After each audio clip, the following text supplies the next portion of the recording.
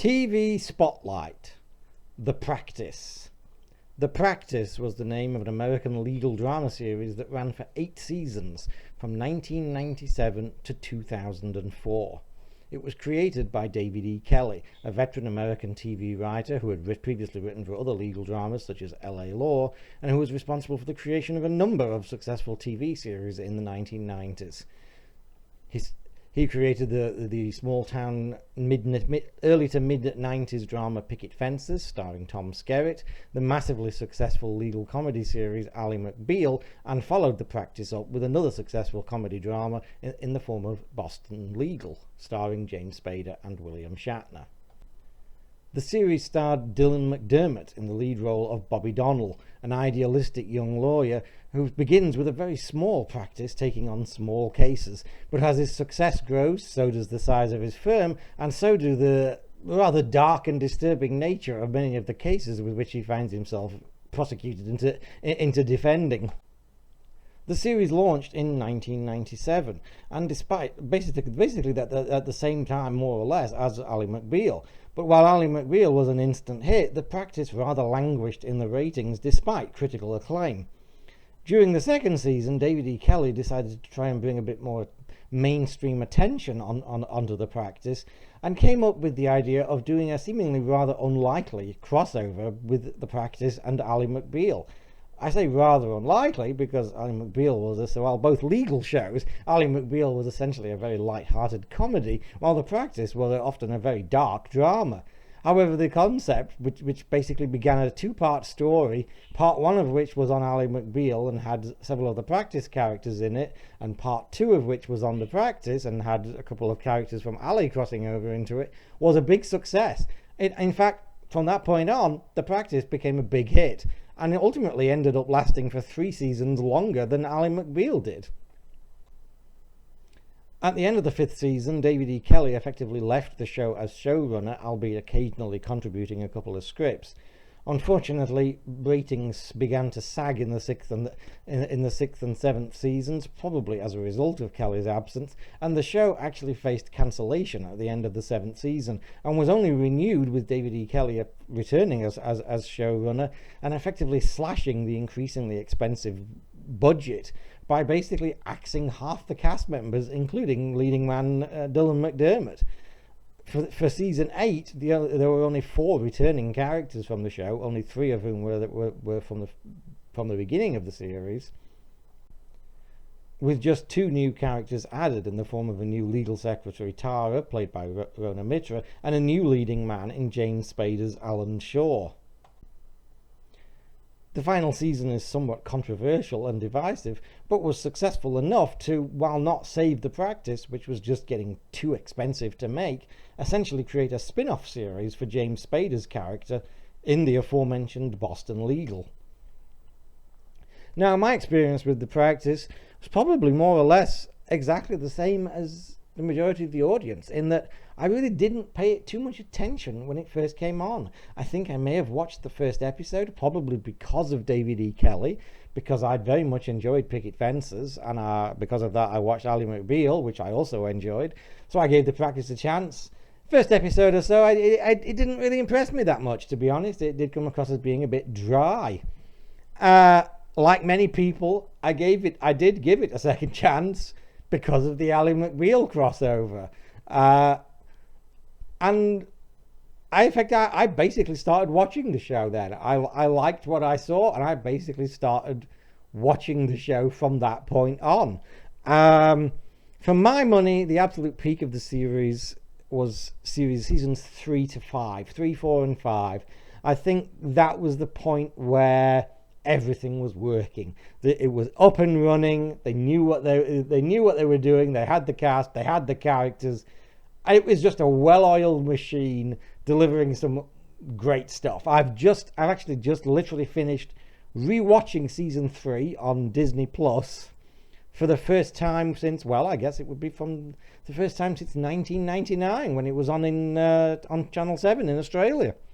Because unfortunately, there's not really much on DVD for The Practice. There's seasons 1 and 2, and then there's season 8 because of the Boston Legal connection. The mid-seasons, I think they've been released in some foreign territories, I've seen them on eBay, but they're like insanely expensive, and it's like, no. But yeah, for me, the peak of the show was seasons 3, 4, and 5. It won a number of Emmys, including Best Drama, Best Actor for Dylan McDermott, Best Supporting Actress for Cameron Manheim, and it won a number of the guest actors, basically Best Guest Actor awards, including Holland Manners as Judge Roberta Taylor, and for Lost and Person of Interest fans, Michael Emerson also won, best known as Benjamin Linus in Lost, and Harold Finch in Person of Interest also won a Best Guest Emmy Actor Award for a multiple episode stint as a seriously creepy serial killer. That actually was the very first time I noticed Michael Emerson in anything, and he made such an impression that I remembered him 3-4 years later when he turned up in Saw.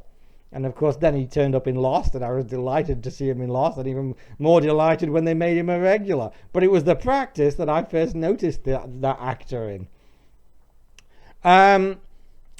I do feel that the show did rather go a little bit downhill after season 5.